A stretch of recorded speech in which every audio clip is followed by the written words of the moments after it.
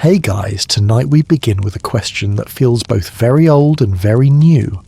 What if the reality you're lying in right now, the room, the sounds, the slow rise and fall of your chest, is not the base of everything, but a carefully rendered layer inside something far larger? Before we settle in and begin our peaceful journey, take a moment to like this video and subscribe. Only if what I share here truly resonates with you. Your support helps me create more of these stories, and if you feel like it, let me know where you're tuning in from and what time it is. It's always fascinating to see the many corners of the world where we connect. Now, dim the lights, make yourself comfortable, and let's ease into tonight's journey together as we explore what lies ahead. Imagine a slow, deliberate boot up. First, a hush, then a tiny pulse of light, then the soft hum of a world coming into being. In many ways, that's what some thinkers mean when they talk about the simulation hypothesis. The idea that the universe we experience might be the output of a program, or a layered sequence of programs created by intelligence that exist outside our space and time. This isn't just science fiction. The modern philosophical framework for this idea was sharpened by Oxford philosopher Nick Bostrom, who in a short, careful paper laid out what he called a trilemma. At least one of three broad possibilities must be true. Our species goes extinct before reaching a stage able to run realistic simulations. Advanced civilizations choose not to run such simulations, or we are almost certainly living in a simulation. Bostrom's argument doesn't claim proof. It simply shows how the probabilities shift when you accept certain premises about future computing power and motivation. Tonight, in this first chapter, we'll plant gentle seeds. Where did this idea come from? What makes it seem plausible to so many intelligent people? And what the very first questions are that researchers and philosophers ask when they try to make it scientific? I'll walk slowly with imagery and a few small thought experiments you can imagine with your eyes closed. Breathe in and out. Let each point settle like a feather. Chapter 1. Origins, Logic, and the boot-up metaphor. We start with stories. Humans have asked questions about the nature of reality for millennia. Many religious and philosophical traditions imagined layers of existence. Realities nested inside realities. Dreams that were more real than waking life. Gods that crafted the world. The modern simulation hypothesis translates some of these ancient intuitions into a language borrowed from computing and probability. Picture a future civilization with enormous computing power. Imagine gently the slow accumulation of processing ability across centuries. Smaller machines replaced by larger ones, then by technologies we can barely name. At some point, proponents argue, it becomes technically feasible for that civilization to run ancestor simulations. Accurate, high-fidelity reconstructions of the past, including conscious beings who remember a history they never lived. If many such simulations are run, the simple arithmetic of numbers says, there may be vastly more simulated minds than original, base minds.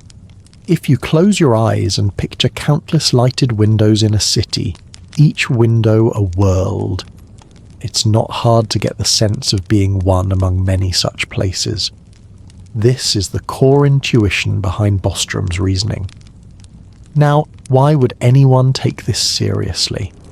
There are several persuasive observations that make the hypothesis feel less like fantasy and more like a hypothesis worth testing. First, our ability to simulate. On human timescales, our progress in computation and simulation is dramatic. Video games and virtual environments have moved from pixelated blocks to richly textured worlds. The argument here is not that we can already simulate conscious minds, but that the historical trend of ever more realistic simulation suggests a plausible path. Tech leaders and scientists have publicly asked the question, if we keep improving, will we eventually be able to simulate a mind with experiences indistinguishable from ours? If the answer is yes, the numbers in Bostrom's trilemma suddenly feel weighty. Public figures have voiced such intuitions. For example, Elon Musk once remarked on the high probability we might be in a simulation, using the arc from primitive games to immersive worlds as a shorthand for the argument. Second, certain puzzles in physics and cosmology. The way our universe begins, the hot, dense moment we call the Big Bang, raises an honest, quiet question. What, if anything, preceded that instant? For many people, the boot-up metaphor is soothingly simple. A program started running, and the rules unfolded. That's not scientific proof, of course, but it's a tidy way to translate a profound unknown into language our modern minds use when we want to explain complexity. Third, surprising mathematical and structural regularities. Scientists point to deep, repeated patterns. The way certain numbers, symmetries, and ratios appear across biology and physics are standing out features of a cosmos governed by rules. Whether it's the golden ratio appearing in spirals or the way conservation laws simplify predictions, patterns suggest a compressible structure, and compressibility is what programmers love. If something follows a small set of rules, a simulation is easier to describe. Here it's important to be calm and reasonable. The presence of order in nature is a natural subject of scientific study, not proof of a programmer's hand. But for some thinkers, the patterns invite a metaphorical reading. Fourth, hard puzzles in quantum mechanics. Quantum experiments reveal behavior that seems to depend on whether systems are observed. The delayed choice experiments proposed by physicist John Wheeler and later implemented in clever variations show that the results of measurements can appear to retroactively determine the behavior of particles, a fact that puzzles and humbles even seasoned physicists. Some have taken this as suggestive. If observation plays a role in how reality manifests, could that be consistent with a rendering process that only fills in detail when required? Again, this is a speculative link, not a conclusion, but it's been influential in making simulation ideas feel less fanciful and more like a serious metaphor to explore. Fifth, unexpected echoes in theoretical work. In the early 2000s, physicist S. James Gates Jr. noticed structures resembling error-correcting codes in certain string theory calculations. Error-correcting codes are a fundamental feature of how digital systems reliably store and transmit information. They compensate for noise and ensure integrity. The discovery made some physicists pause. Why would mathematical structures that look like digital code appear inside equations meant to describe fundamental particles? The answer is not proof. The mathematics can have multiple explanations. But the similarity is intriguing and worth gentle exploration. All these points, the arithmetic of simulations, computing trends, quantum strangeness, and mathematical regularities, gather into a single soft idea. It is not absurd to take seriously the hypothesis that our universe could be an artifact of information processing, but it's also not inevitable. Many scientists insist that the only thing we can do is propose experiments and look for signatures. Others say the hypothesis is unfalsifiable and therefore not a scientific statement at all. Think of an antique music box tucked away in an attic. For years, dust gathers and the springs pause. One day, someone winds it. Tiny gears whir, a cylinder turns and a lullaby spills out. Simple, inevitable, and beautiful. The music box doesn't change the melody depending on whether you listen, but the act of winding brings the song into audible existence. If the universe were a music box, the question is whether the winding is an event outside time, or whether the song has always been playing and our ears only hear it locally. Hold that image as you drift. The possibility is inviting, but it is only a possibility, a way for us to give shape to our curiosity. On its face, the simulation question is metaphysical, but it also nudges practical questions about the future. What responsibilities would creators of simulations have? What ethical frameworks would apply to conscious entities inside simulations? If our future technology allows running simulated minds, what should we choose to do? These are not abstract concerns. They tie into how we think about AI, research ethics, and the very meaning we assign to life. Tonight, over many chapters, we will return to each of these threads. We will explore the physics and the philosophy, the mathematical curiosities and the cultural echoes, and we will do so with patience. I'll introduce simple, credible experiments scientists have proposed, and in later chapters we'll look at what it would mean if clues emerged, and how to keep living kindly and meaningfully either way. For now, let your mind rest on the images. Windows of light, a slowly turning cylinder, patterns that repeat like breaths. We are beginning a long, gentle investigation, not to force answers, but to sit with the questions and the wonder they bring. Chapter 2: Clues that our universe might be a simulation. We move forward slowly, like a camera panning across a quiet landscape, leaving the soft images of Chapter 1 behind and turning our attention to a new set of questions. If the simulation idea is more than a metaphor, what would that look like in practice? What kinds of signs might point toward an engineered reality? And how have scientists and philosophers tried, gently, carefully, to convert speculation into testable thought? This chapter is a calm tour through the sorts of evidence people bring up, the experiments imagined, and the careful objections that keep the conversation tethered to reason. Begin by closing your eyes for a breath. Imagine a still lake at night. Toss a pebble and watch the rings ripple outward. Each ring is a possible clue, subtle, widening and faint. Tonight we'll consider those rings, the little hints people point to, and the ways careful thinkers say we should treat them. One kind of hint is the appearance of glitches or anomalies, moments where memory, observation or measurement seem to misalign. Popular culture collects these into a list: collective false memories, odd coincidences, and events that feel like a momentary hiccup in the world's film. People point to the Mandela Effect, déjà vu, and stories where many witnesses remember something differently than the historical record. From a simulation perspective, such events are read as the faint trace of a correction or a patch. It's a poetic image, a software update that nips a small inconsistency, leaving some observers with a memory that no longer matches the present. The idea comforts some and unnerves others, but a gentle reminder is needed. Human memory is famously fallible. Our minds smooth rough edges, fill gaps, and prioritize meaning over precise detail. Cognitive scientists have shown again and again that memory is reconstructive. What feels like a glitch may be the normal and beautiful looseness of human recollection.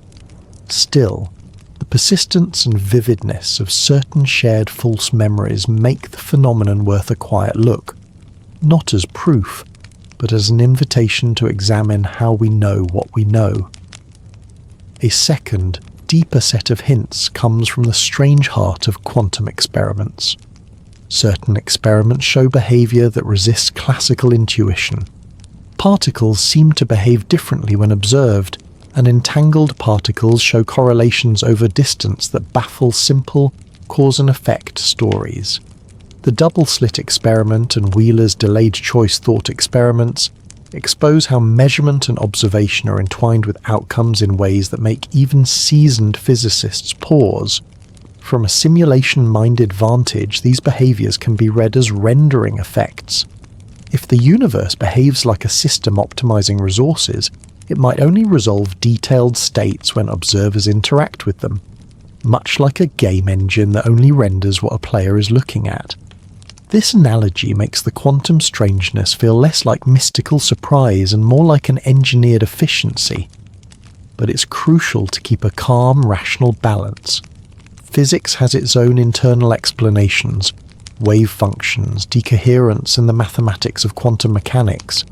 And many physicists treat the simulation analogy as a heuristic, not an explanation. The analogy helps intuition, but is not itself a substitute for mathematical understanding. A third hint is the way the cosmos appears finely tuned for life. The universe's physical constants, the strengths of forces, the masses of fundamental particles, the rate of cosmic expansion, fall into a narrow band that permits chemistry, stars, and planets. Some people read this as evidence of design. If the constants were different, life as we know it could not arise. There are scientific responses to this observation. One is the anthropic framing. We observe these constants because only in such a universe could observers exist to notice them. Another is the multiverse idea. Perhaps many universes with varying constants exist, and we inhabit one of the handful that allow complexity. From the simulation perspective, though, fine-tuning can be reframed as parameter choices in a program, sensible defaults that make the simulation interesting. Again, the move from this could be simulated to this must be simulated is large. We will keep our voices steady and our curiosity open. A quieter, more technical thread considers whether the universe has a finite, discrete substrate like pixels on a screen. If space and time are continuous, then in principle there is an uncountable infinity of positions and moments. But if the universe has a smallest meaningful unit, a pixel of space or a tick of time, that discreteness could hint at a computational underlying structure. Physics already uses small scales like the Planck length and Planck time as natural units, where current theories become suspect. Some researchers have suggested looking for signs of a lattice-like structure at very high energies, patterns in cosmic rays or subtle anisotropies in space. If the universe were discretized on a large grid, the most energetic particles might reveal the grid's imprint in their behavior, just as sunlight can reveal the weave of a screen. These ideas are technical and speculative, and physicists remain cautious. The search for discreteness is part of the normal scientific process. Propose measurements, check data, and assess whether the signals stand above noise. Another soft but important thread is information theory. Modern physics increasingly recognizes information as central.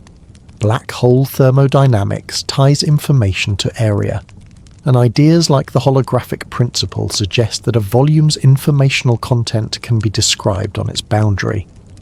If the universe's deep description is informational, it becomes natural to ask whether that information is being processed. Some thinkers have noted mathematical structures in physical equations that resemble the patterns used in error correction and computation. The resemblance is not proof. Mathematics is a versatile language, and similar forms can appear for many reasons. But the overlap invites careful, modest curiosity rather than grand claims. A calming thought experiment helps make these abstractions gentle. Picture a candle flame, complex, alive with currents and tiny eddies, yet governed by rules of fluid dynamics and chemistry. Now imagine creating a computer model of that flame. At first, the simulation will be crude, capturing only the broad strokes. Over time, as you refine the model and add more computational power, the simulated flame will flicker and breathe more like the real thing.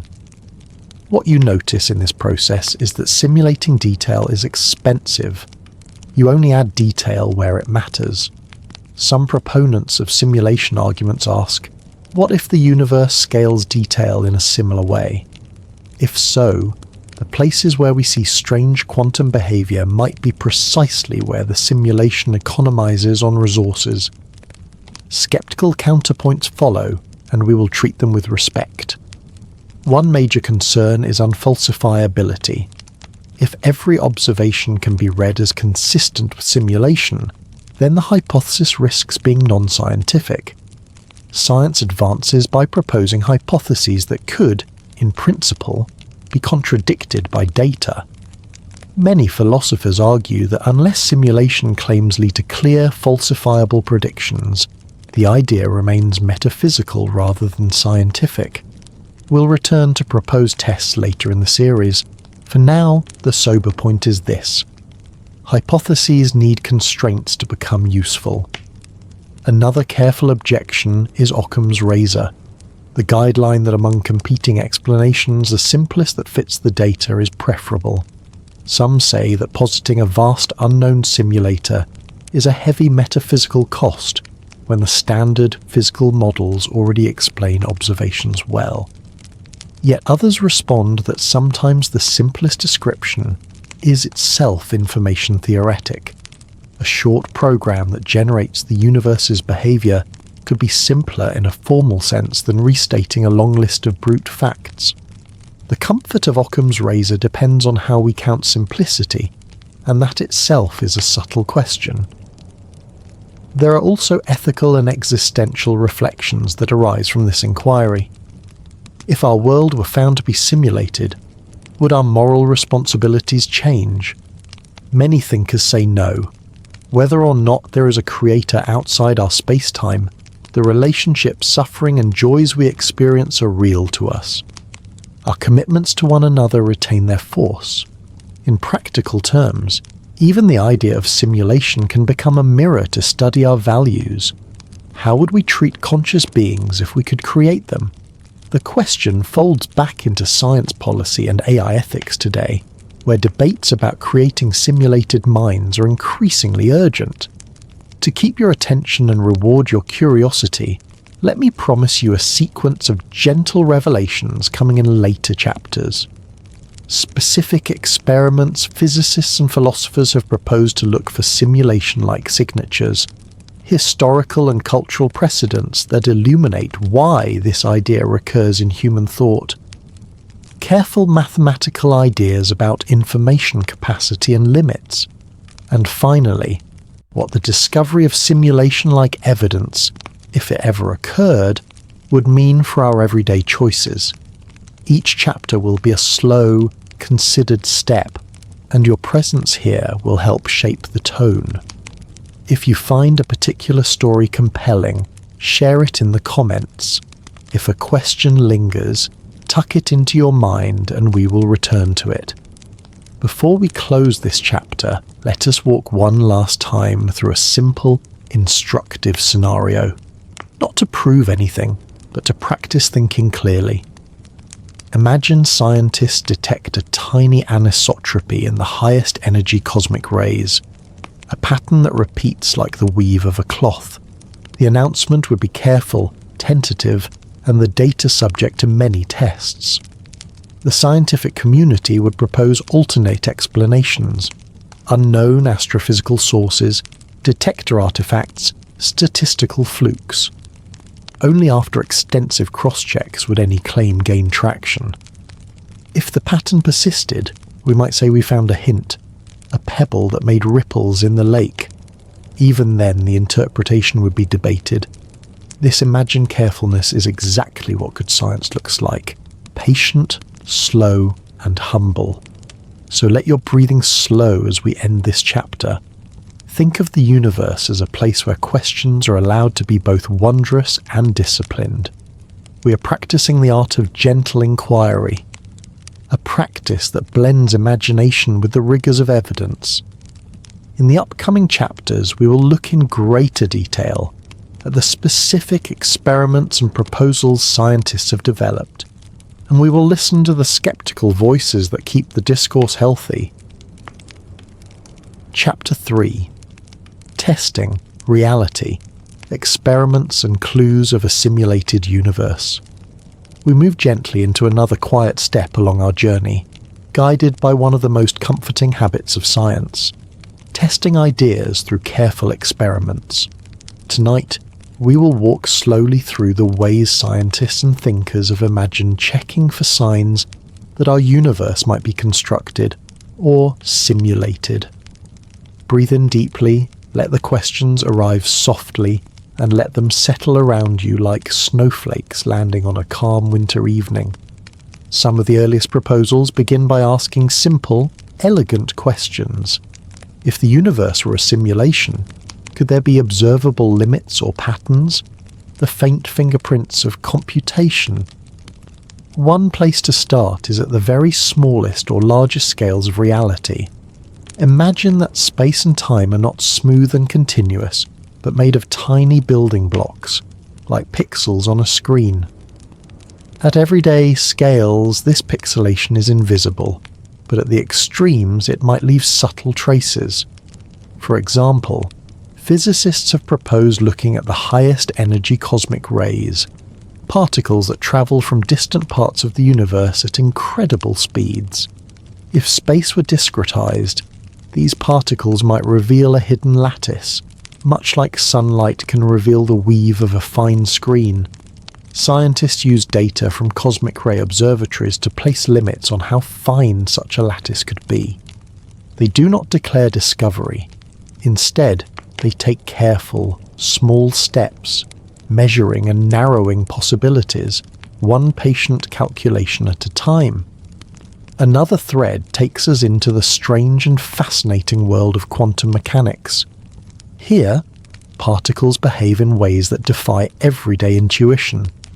The double-slit experiment shows that tiny particles, like electrons, act like waves until they are observed, at which point they collapse into definite states. Wheeler's delayed choice experiment extends this mystery. The act of observation can seem to reach backward in time, deciding the particle's behavior after it has already travelled. Simulation theorists suggest that this could be similar to how a computer only renders what a player sees in a video game, economizing resources. But, in the calm language of physics, quantum theory already predicts these effects with precision, and proposed experiments would need to reveal tiny deviations that persist even after accounting for all known causes. A third avenue is the search for holographic noise. Some physicists propose that the universe's information content might scale with area rather than volume, as in the holographic principle. If this is true, extremely sensitive instruments could detect tiny jitters, subtle, coordinated wandering of positions in space, like a barely perceptible vibration in a finely tuned violin string.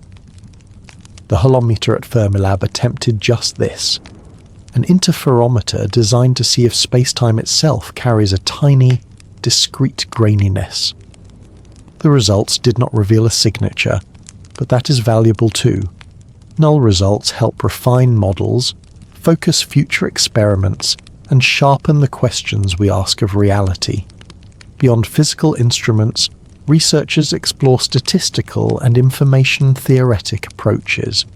Could the universe's laws be compressible, like a short computer program that generates rich patterns? If a simple set of rules produces everything we observe, some argue, this would make the simulation idea more economical in principle. Translating this into experiments is subtle and abstract, requiring careful definitions of what counts as compressibility and reproducibility.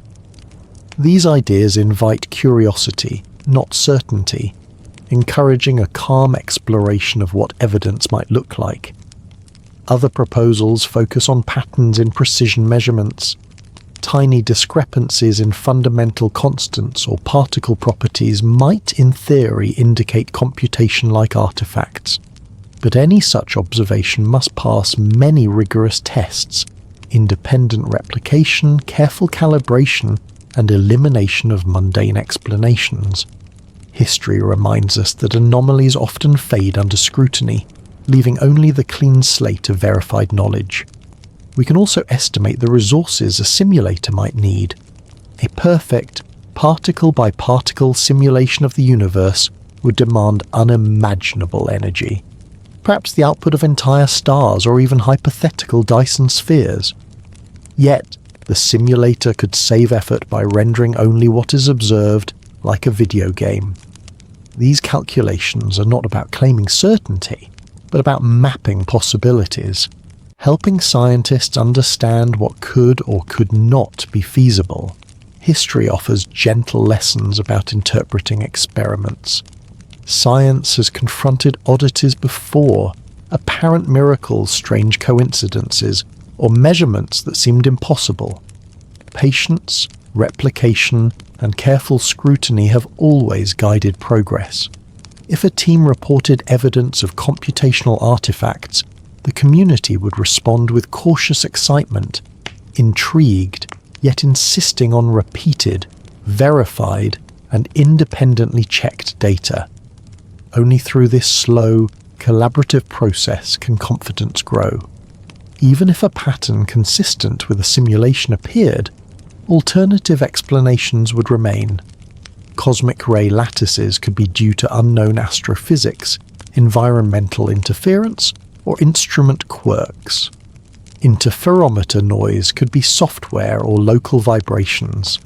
Scientists design experiments not just to collect data, but to compare multiple hypotheses and converge on the most coherent explanation. Evidence grows meaningful only when independent lines point to the same conclusion. Importantly, these proposed tests are already useful, even without finding a smoking gun. Trying to convert a metaphysical idea into an empirical question forces clarity, precision, and rigor. It makes scientists define their terms, make assumptions explicit, and consider what can actually be measured. For example, the cosmic ray lattice studies produced concrete testable bounds, not proof, but guidance. The holometer's null result refined theoretical models and focused future inquiry. Each step, each patient measurement, strengthens our understanding. Finally, let us consider the human dimension. Experiments require time, patience, collaboration, and humility. Enthusiasm for simulation theory can be a gift, funding imaginative experiments and cross-disciplinary work between physicists, computer scientists, and philosophers. Yet it must be balanced by careful skepticism. Extraordinary claims demand extraordinary evidence. This balance, curiosity and caution, is the hallmark of good science. As you settle into this chapter's slow rhythm, imagine quiet laboratories, instruments humming softly, researchers checking streams of data in the night, and scholarly discussions unfolding in journals.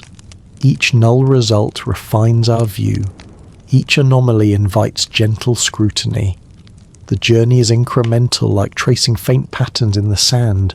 Hypothesis, measurement, replication, interpretation. When you are ready, breathe deeply.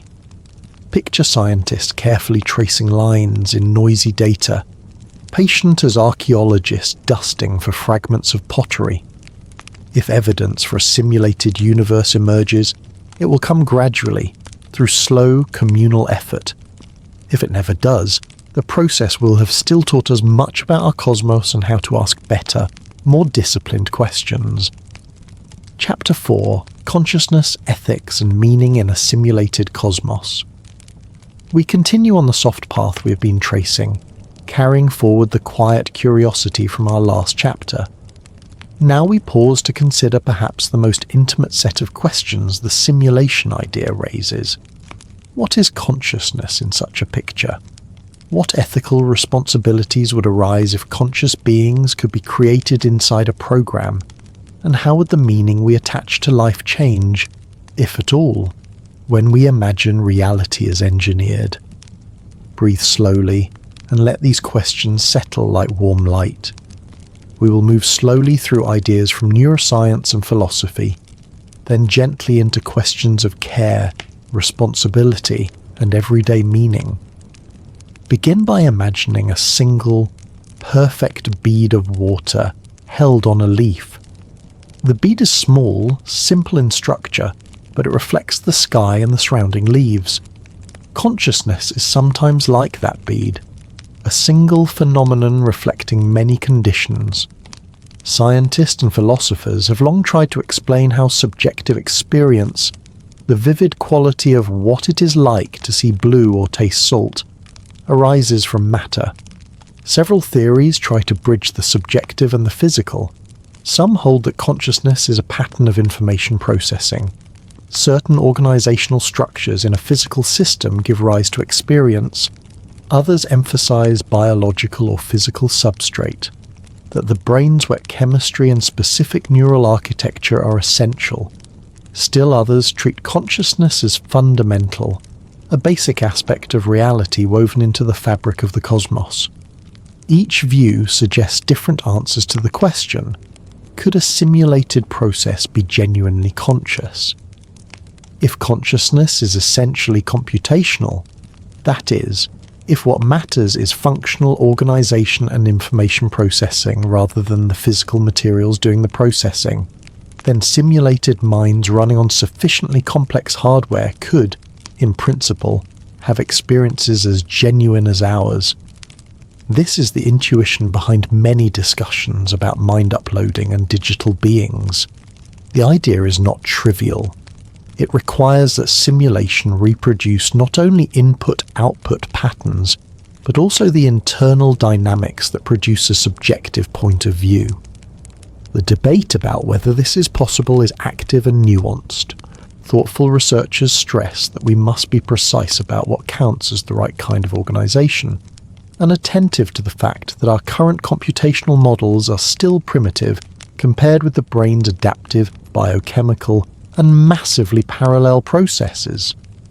If, instead, consciousness depends on specific physical processes, the particular chemistry of neurons, their electrochemical gradients, or phenomena we have not yet discovered, then a simulation might mimic behavior convincingly, without producing first-person experience.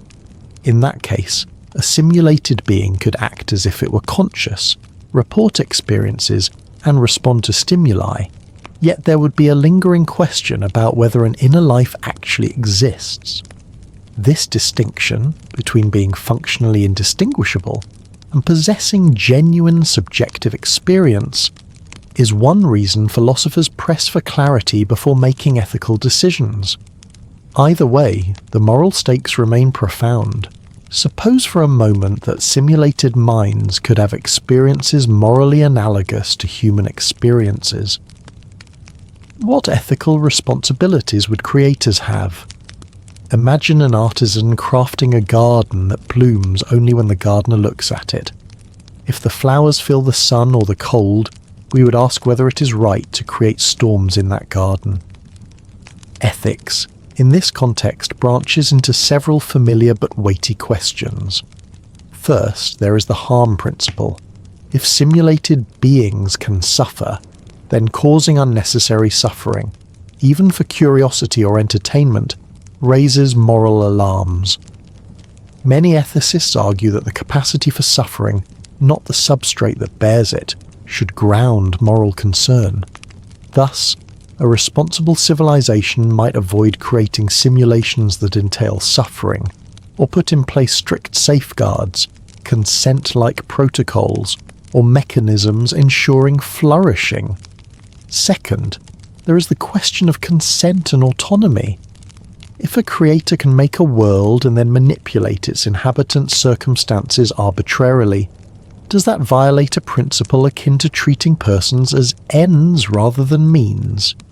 Even in our ordinary lives, we intervene in others' autonomy with moral constraints.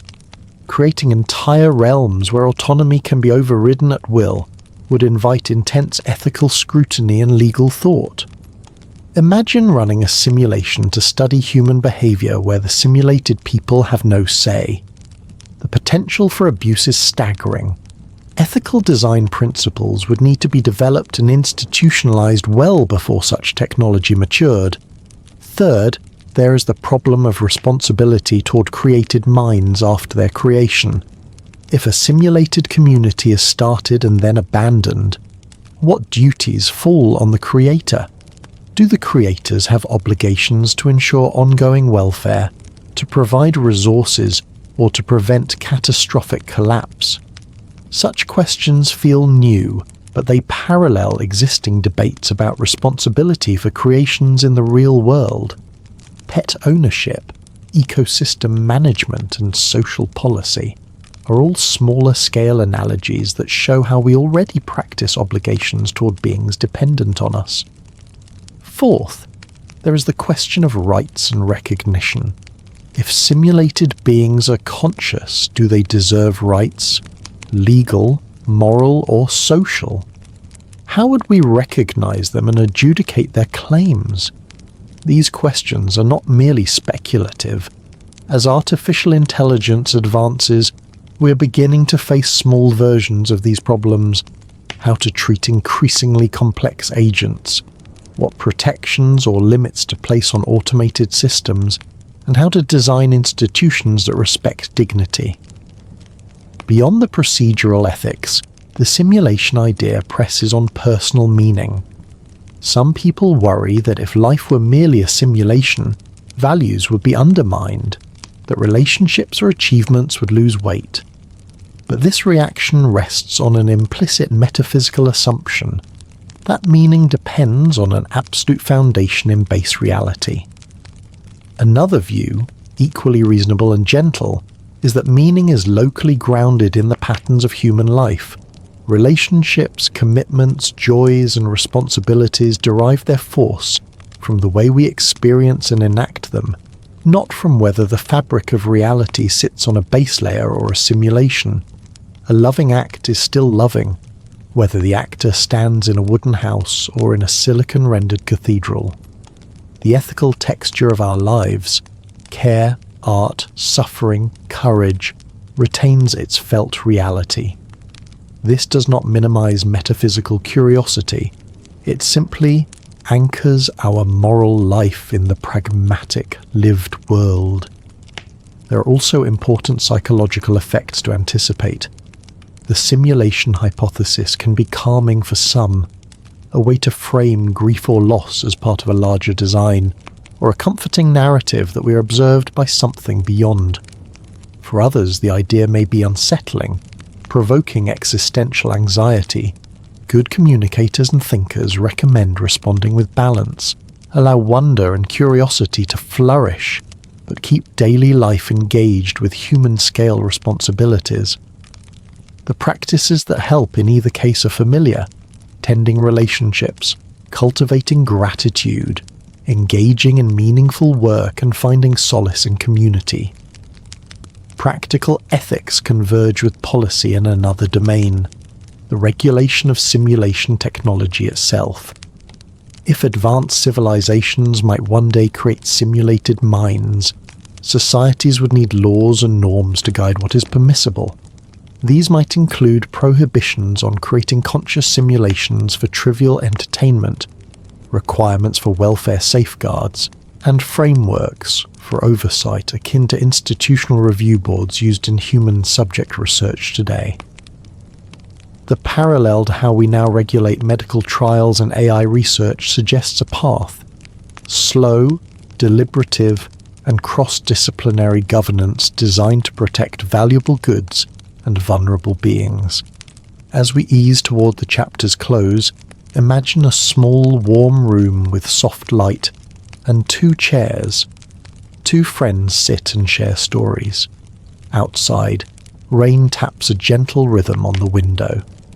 Whether the room exists in base reality or within a program, the conversation matters to the friends because it shapes their lives. This is the modest moral of our exploration. The metaphysical question is vast, but it does not absolve us from the proximate obligations of care, curiosity, and compassion. In later chapters, we will return to technical models of consciousness, explore historical myths that reflect layered realities, and examine how artists, writers, and scientists have responded to the idea. For now, carry with you a simple practice. If a question makes you anxious, ask instead what you can do for the people nearest to you. If a question fills you with wonder, share that wonder gently with someone else. These small acts are the stitches that give texture to any reality. Chapter 5. Historical and cultural echoes, myths, dreams, and layers of reality. We move now into a gentler, older current of the same river we've been following, the human stories that have long asked whether the world we wake in is the most real thing there is. Tonight we will trace how cultures across the globe have used metaphors of dreaming, illusion, and layered worlds to make sense of life. We will walk slowly through myths, parables, and practices that mirror modern simulation ideas, and we will listen for what these echoes tell us about the hopes and fears people have when they imagine reality as something constructed. Settle in. Let your breathing slow. Imagine the crackle of a small hearth and a circle of listeners leaning in to hear an old tale. That is the tone we'll carry. Begin with a short story to soften the intellect and open the heart. There is an ancient parable from China about a man named Zhuangzi who dreamed he was a butterfly dancing through flowers. He woke and felt the lingering sweetness of the dream and asked himself, was he Zhuangzi who had dreamed of being a butterfly, or a butterfly now dreaming he was Zhuangzi? The parable is not a puzzle to be solved, but a gentle brush against the boundary between waking and dreaming, an invitation to suspend certainty and feel the mystery. That tiny image, butterfly dream, the unsure line between states of being, is the kind of human response that reappears in cultures everywhere when people confront the fragile grain of reality. Plato's cave is another familiar echo. Imagine people chained in a cavern, watching shifting shadows on a wall and mistaking those shadows for the whole of existence. If one prisoner escapes and sees the sun, he returns with a story so strange it sounds like madness. Plato did not simply describe an intellectual mistake. He described the process of awakening, of learning that the comfortable sense of reality can be limited and shaped by perspective. This allegory has been used for centuries to teach about knowledge, education, and the moral duty to seek truth. It also reads very naturally beside modern metaphors of rendering and simulation. The prisoner's shadows are like low-resolution textures projected by a distant engine. The image comforts and unsettles at once. Hindu and Buddhist traditions add layers of depth with their own ancient language. The Sanskrit word Maya in Hindu thought describes the world's illusory aspect. Not that the world is unreal in the sense of meaningless, but that it is a surface of phenomena that can distract from deeper truths. Buddhist teachings use dream metaphors and the practice of dream yoga to train the mind to recognize the way experiences are constructed and conditioned. These traditions do not aim simply to deny life's richness. Instead, they offer practices to see clearly and act with compassion within the world, whether it is ultimate or conventionally real. In these ancient teachings, the point is ethical and practical. Perception shapes suffering and freedom, and understanding the constructed nature of experience can lead to gentler living. Many indigenous cultures carry rich cosmologies that describe layered worlds, spirit realms, or overlapping realities. Stories of shamans traveling between realms, the underworld, the sky world, and the everyday plane, reflect a lived recognition that existence can feel multidimensional. These practices were not primitive conjecture, but integrated systems of meaning, ritual, and social governance.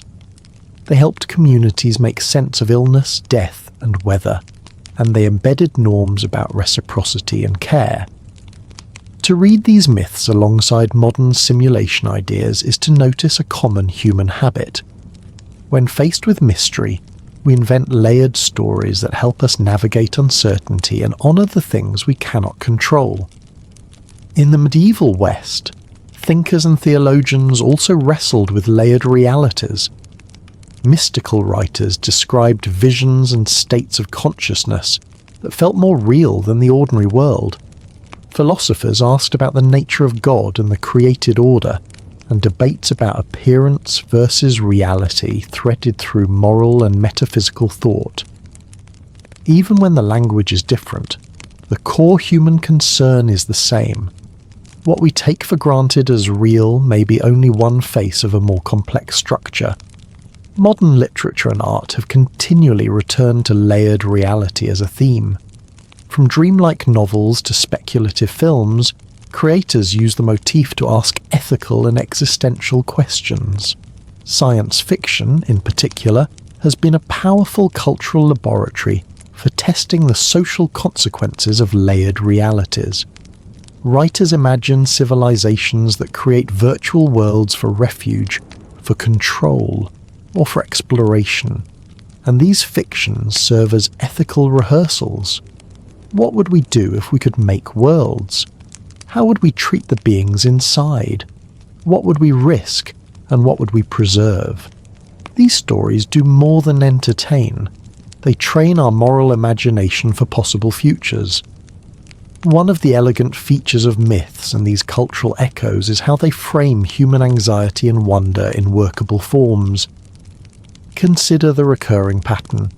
A myth recognizes an uneasy gap. Why is there suffering? Why is there death? Why does my memory fail?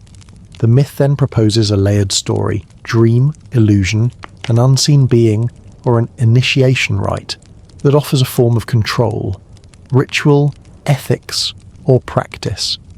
These responses are practical because they deliver actions. You pray, you fast, you dream, you create ritual space, you care for one another. In modern terms, if the simulation idea unsettles us, turn it into practical steps, ethical safeguards, scientific checks, daily acts of kindness, is how cultures historically converted metaphysical anxiety into communal order. It's worth pausing to observe how cultures differ in the emotional valence they place on the idea of illusory reality. For some traditions, the world's apparent unreality is liberating. If life is a dream, attachment melts away, and compassion becomes the path. For others, the thought is humbling and terrifying. If some hidden power shapes all, then our autonomy seems illusory, and our moral agency threatened. These differing emotional responses reflect social structures, histories, and existential priorities. In times and places where survival is precarious, explanations that emphasize order, rituals that produce rainfall, ancestors who protect the clan, tend to have practical social functions. Where intellectual inquiry blooms, metaphorical versions of simulation provoke philosophical experimentation. There is also a fascinating interplay between ritual and what we now call simulation technology. Rituals are, in a sense, communal simulations, repeated patterns of sound, movement, and symbol that alter perception and create shared realities. A prayer service or a seasonal festival coordinates many minds into a shared narrative, stabilizing meaning and producing a felt world that matters. Modern immersive technologies aim to produce similar shared states, but through engineered sensory channels rather than embodied ritual.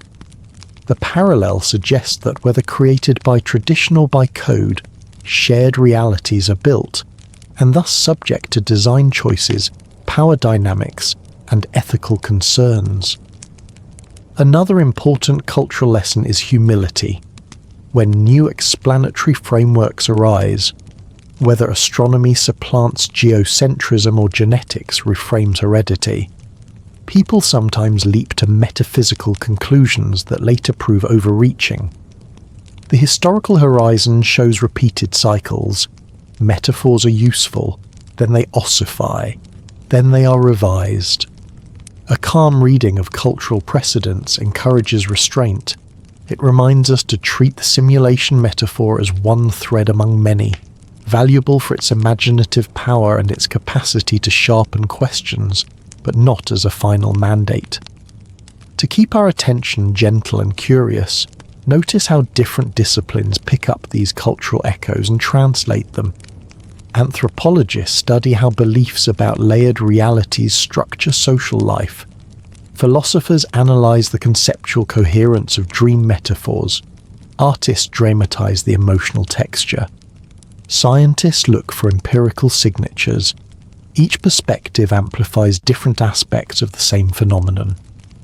The anthropologist's careful field notes about how a community performs its rituals are as important a datum as the physicist's calculation about Planck scale discreteness. Both tell us something about human beings trying to live well within limits they don't fully understand. Let me share one more small tale that captures how myths orient people toward ethical choices. In a coastal village, fishermen believed that the sea hid a mirror world beneath its surface, a place that reflected human greed. Every full moon, the community gathered to cast back a thankful song, asking the sea to be generous. Over generations, this ritual evolved into a set of communal norms. They limited what each person could take, they repaired damaged nets together, and they maintained a watch against overfishing. Whether the mirror world existed was less important than the shared practice that protected the local ecology. In this example, the myth performed a social function, creating sustainable patterns of behavior. It's a small case study in how metaphysical stories and practical ethics braid together. As you breathe slowly, imagine these cultural patterns as different rooms in a large house. Each room offers a particular light, some warm and domestic, some cool and austere, some festive and loud. The simulation metaphor is another room with its own light and furniture, computational images, rendering metaphors, ethical puzzles. Walking through the rooms enriches our understanding without forcing us to live in one exclusively. Finally, a gentle prompt to keep you with us. As we continue, we will return to how these cultural echoes inform modern debates about technology, governance, and personal practice. In an upcoming chapter, we will examine computational costs and what real engineers say about the resource needs of running simulated minds. Later, we will explore how artists and storytellers use the metaphor to shape public imagination. If a particular myth I told tonight touched you, type it into the comments and tell us how it makes you feel. Your notes help guide future chapters and keep our communal exploration alive. Now allow your thoughts to settle like dusk. The House of Human Stories is large and warm, and tonight we have walked through several of its rooms. The metaphors of dream and layered worlds are not evidence by themselves, but they do reveal how people have coped with big questions and created communities that endure. Let that feeling of continuity rest in you. Across centuries and continents, people have asked who they are and what the world is made of, and they have answered with practices that shaped lives. Chapter 6. The engineering question. How big a computer would it take? We continue our slow, deliberate journey and turn now to a practical, almost tactile question. If a civilization wanted to create a universe like ours, what would they actually need? This chapter is an exploration of scale, energy, information, and clever engineering. We will move step by step, imagining not just impossible machines, but the kinds of tricks a designer might use to save resources. Picture a quiet workshop at the edge of the cosmos. Tools, careful plans, and patient hands. Breathe in gently and let the grand numbers become a kind of slow, cosmic music rather than a source of overwhelm. Start with an image. Imagine trying to build a model city in a shoebox. You could sculpt every brick and blade of grass by hand, an immense task. Or you could build a framework with a few well-crafted rules. A rule for how streets grow, a rule for how trees sprout, and textures that render as you look closer. Good engineers build systems that exploit patterns and compress information. The world we observe, whether simulated or natural, shows immense regularity. That regularity is the first clue for making simulation feasible. Systems with patterns are cheaper to describe and thus cheaper to compute. To make the engineering question concrete, think about what must be represented in a simulation. At a minimum, you need the laws that govern interactions, the physics, the initial conditions, how the system starts, and the state updates, how things change over time. If the simulation includes minds, you also need representations for sensory input, learning dynamics, memory, and decision-making. The combined cost of representing particles, fields, and conscious processes is what drives the raw compute and energy demands. One straightforward way to estimate resource needs is to imagine an extremely naive approach. Simulate every particle in the universe at full fidelity all the time. The numbers become enormous quickly. There are fantastically many atoms. Tracking each with full precision would require mind-bending storage and operation counts. But here's the gentle, crucial point. No real engineer, not in software, not in film, and not in theoretical speculation, would choose that blunt method if smarter options existed. Efficiency and cleverness are the rule. What do smart options look like? First, adaptive level of detail. This is the rendering trick used in modern graphics and simulations. Don't compute what no one observes. If a distant galaxy is a faint point of light, you only calculate its gross properties until someone peers at it closely. As an observer approaches, the simulation refines detail. Think of the night sky. From a distance, galaxies are soft smudges. Telescopes resolve their structure. A designer who wants to economize would only refine those distant regions when an observer's instruments demanded it. This kind of attention-based rendering dramatically reduces continuous load. Second, rule-based compression. Many natural phenomena can be described by simple equations and generative rules. Instead of storing each snowflake, store a rule for how ice crystals form under certain conditions. Instead of computing every molecule in a storm cloud, use higher-level fluid dynamics approximations until microscale effects become relevant. Rules compress state into compact descriptions that can be expanded on demand. From a computational perspective, compression is economic and elegant. Third, probabilistic sampling. Not every microstate needs to be tracked deterministically. For many macroscopic outcomes, sampling from statistically representative distributions suffices. Meteorologists do this today. They don't compute the path of every air molecule. They use fluid equations and statistical ensembles. A simulation designer might combine deterministic cause, for things that matter precisely, with probabilistic layers, for background detail, balancing fidelity with cost. Fourth, reuse and symmetry. If the simulation contains many similar regions, repeating patterns in biology or chemistry, a smart system can reuse models and templates rather than recomputing each instance from scratch. Think of a population of trees.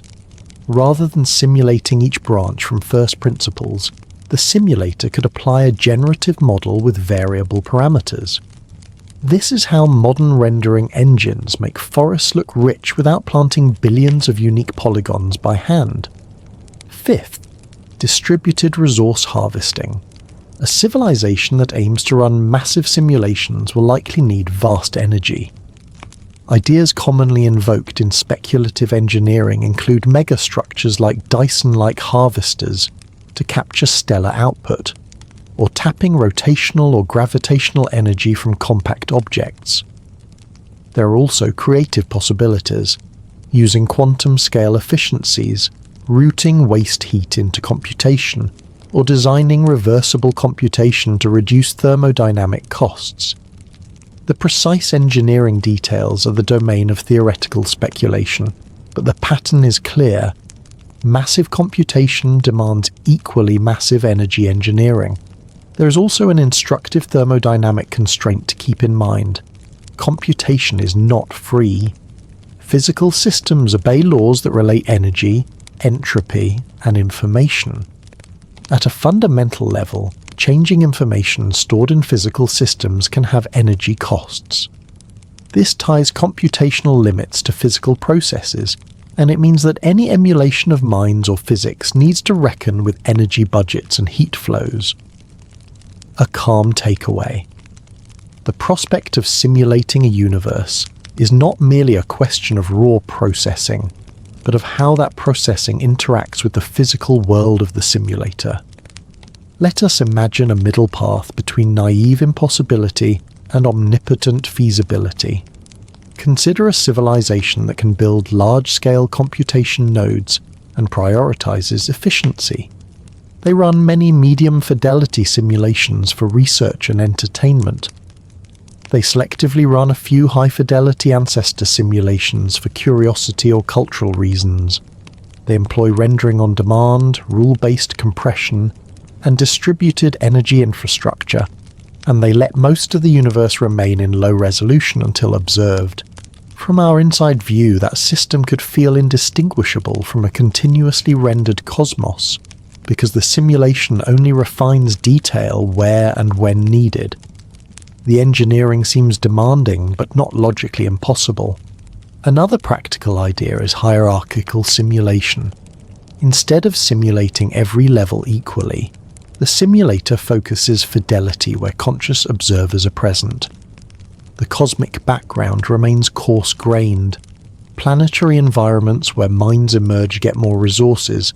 Biological nervous systems get finer-grained modelling. This hierarchy reduces the overall cost because conscious experience, arguably the most computation-intensive aspect, occurs in a tiny fraction of the simulated volume. It's also important to repay humility.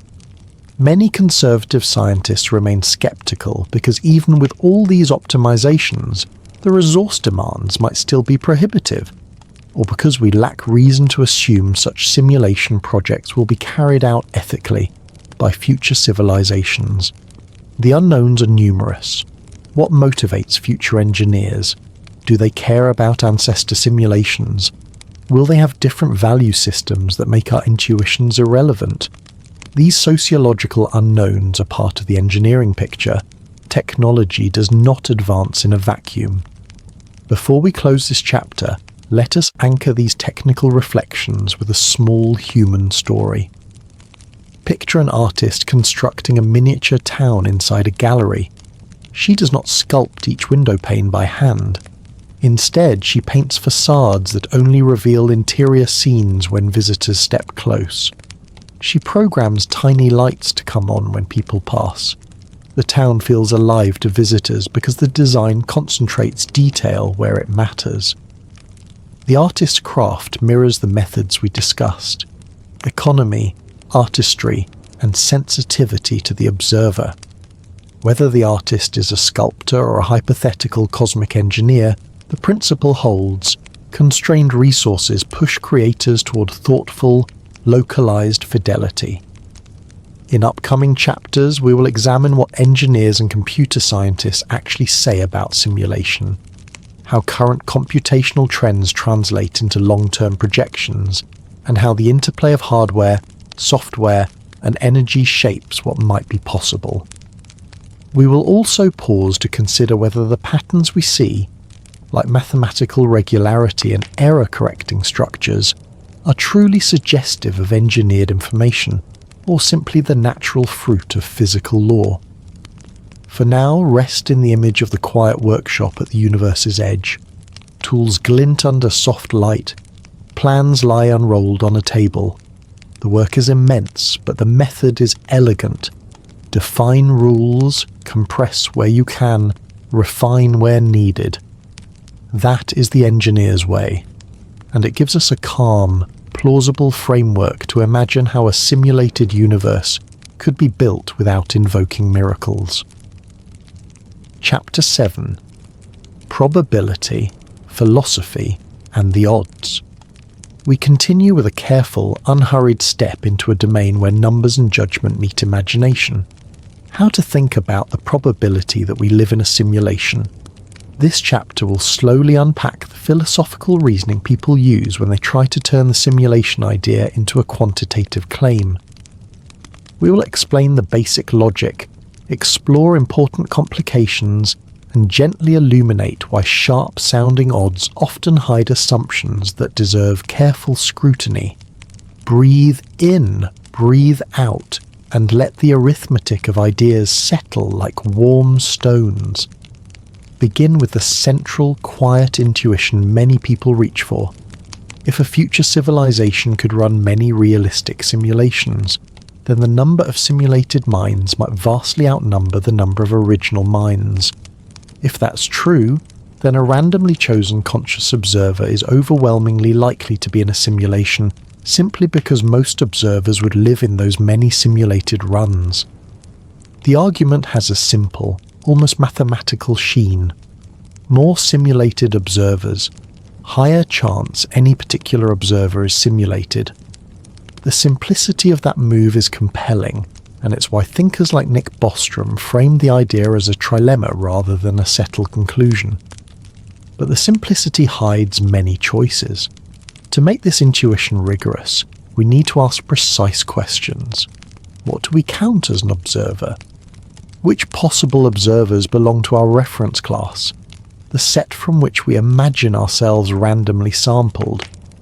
How many simulations might be run, and with what distribution of fidelity? What are the prior probabilities we assign to the technological and moral futures of civilizations?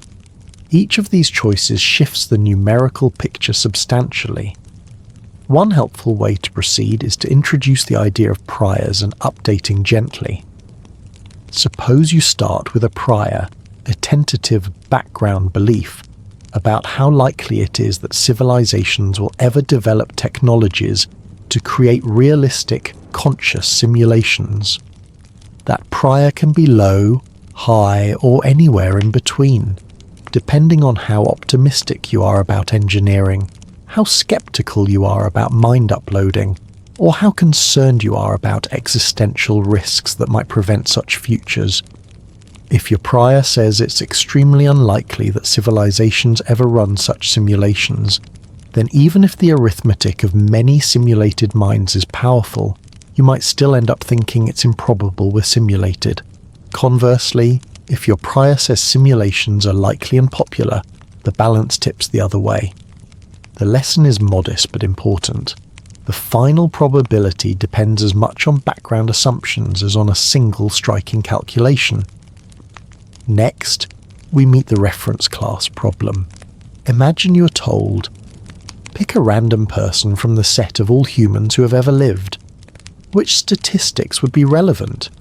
If you then widen the set to include all human-like minds that could ever exist, across future simulations and alternate histories, the statistics change. Philosophers call this sensitivity to the reference class a serious challenge. Different, plausible choices of the reference class yield different probability estimates. This is not a minor technicality. It's a structural ambiguity that makes assigning a single, objective number very difficult. Two competing kinds of self-sampling principles are often discussed in this context. One says you should reason as if you are randomly sampled from the set of all actually existing observers, the self-sampling assumption. Another variant, the self-indication assumption, modifies the reasoning to take into account that your very existence is evidence that many observers exist. These different prescriptions lead to different updates, and sometimes to counterintuitive conclusions. The general point is gentle but clear. There is no single, universally agreed method for turning existential considerations into numerical probabilities. Another subtle factor is the motive and behavior of future civilizations. Even if the tools to simulate minds exist, would they be used widely? Some imagine futures are teeming with their ancestor simulations run for research, nostalgia, or entertainment. Other plausible futures involve strict ethical norms that forbid creating conscious beings for trivial purposes. The frequency and purpose of simulation matter enormously. A civilization that forbids painful or ethically ambiguous simulations will generate far fewer simulated suffering minds than one that treats simulations casually. Thus, a large part of the probability calculation is really a question of cultural values projected into the deep future, an uncertain and human judgment. There are also technical objections rooted in the possibility that simulated minds might be rare even if the tools exist. If consciousness requires particular physical substrates or specific processes we cannot yet duplicate in silicon-like media, then many proposed simulations might produce superficially convincing behavior without producing genuine subjective experience. In that case, the count of simulated minds, the number that matters for the probability argument, could be much lower than naive arithmetic suggests. This reply insists on a careful distinction between appearance and phenomenal consciousness. Many simulated agents might be behaviorally rich, but not have inner lives, and that distinction changes the probability calculus dramatically. Let us slow down and consider a simple analogy to make these abstract issues easier to hold. Imagine a large library with two kinds of books: true historical diaries and fictional novels written in the style of diaries. If you walk into the library and pick a diary at random, what is the chance it's a real diary? The answer depends on the relative number of real diaries to fictions and on how similar the fictions are to real diaries. If the library is full of realistic forgeries, the chance your randomly chosen diary is genuine is low. But to determine the ratio you need to know how many forgeries were made and why. That concrete framing mirrors the simulation question: are there many simulated, forged observers relative to genuine historical ones, and why? An important cousin of these probabilistic reflections is the doomsday-style reasoning, which asks, given our place in a sequence, say the order of human births or technological milestones, what can we infer about the likely length of the sequence? Some probabilistic arguments use our ordinal position as data to update expectations about future population or longevity. The same style of reasoning can be directed at simulations. Where are we in the sequence of possible observer moments? These moves are subtle and controversial. They invite careful skepticism because they depend on how we choose to index observers and whether such indices are meaningful. Because of these many moving pieces, priors, reference classes, motives of future agents, the nature of consciousness, clear, universally convincing numeric answers are elusive. That explains why smart, well-informed people can disagree sharply about the odds. Some find the argument powerful and conclude simulation is likely. Others find it unconvincing and preserve their belief in base reality. Both responses can be rational once you inspect the underlying assumptions. There is a soothing epistemic practice to adopt here. Hold the probability estimate lightly. Treat such estimates as provisional and conditional on explicit assumptions. If someone asserts a crisp percentage, ask gently, which prior did you use? What reference class? What assumptions about future behaviour? Those follow-up questions are not pedantry. They are the normal and healthy work of clarifying what a probabilistic claim means. Now consider the psychological dimension of assigning probabilities to cosmic scale claims. Some people find comfort in neat numbers because they translate existential worry into digestible risk. Others find that probabilistic framing increases anxiety, making uncertainty feel transactional. A calm, grounded approach is to use probability talk as a tool for intellectual clarity, not as an existential anchor. Probabilistic reasoning helps prioritize where to focus attention. For instance, whether to invest in AI safety or existential risk mitigation, but it should not become the only language we use to live well. Finally, there are methodological promises and limits. The probabilistic framing nudges us toward empirical and decision-theoretic questions that do have bite. For instance, one can ask, if the simulation hypothesis were true, what practical differences would we expect in observable data? What would change in scientific practice? How would policy adapt? Translating metaphysical uncertainty into decision-relevant questions is a productive step. It allows us to take seriously the philosophical possibility without being paralyzed by it. As you let these ideas settle, imagine a scale with many balancing stones, each stone labelled with an assumption, technological feasibility, ethical choices, nature of consciousness, reference class, and priors. Move one stone slightly, and the balance shifts. The exercise is not meant to produce certainty, but to clarify the knobs we can turn intellectually. Our best posture is humble curiosity. Make assumptions explicit, update when evidence demands it, and keep living with care and attention. In forthcoming chapters, we will explore several of these knobs more deeply. We will examine concrete estimates of computational resources and how engineers reason about scaling. We will return to the ethics of future civilizations and how their values might shape the prevalence of simulations. And we will look at specific empirical proposals that aim to place bounds on the claim. Each step will be slow and focused, with a steady voice and clear assumptions. For now, breathe slowly and let the arithmetic of ideas soften into a calm vigilance. Probabilities help us think clearly, but they rarely deliver absolute truths. When uncertain, choose compassion, curiosity, and community as the guides that matter most. Chapter 8: Artificial Intelligence, the Tools That Could Build Worlds. We move now into a gentle, careful examination of a practical and timely question. What role might artificial intelligence play in creating simulated realities, or in making those simulations plausible? And what are the technical and ethical contours of that possibility? Breathe in and let your attention settle.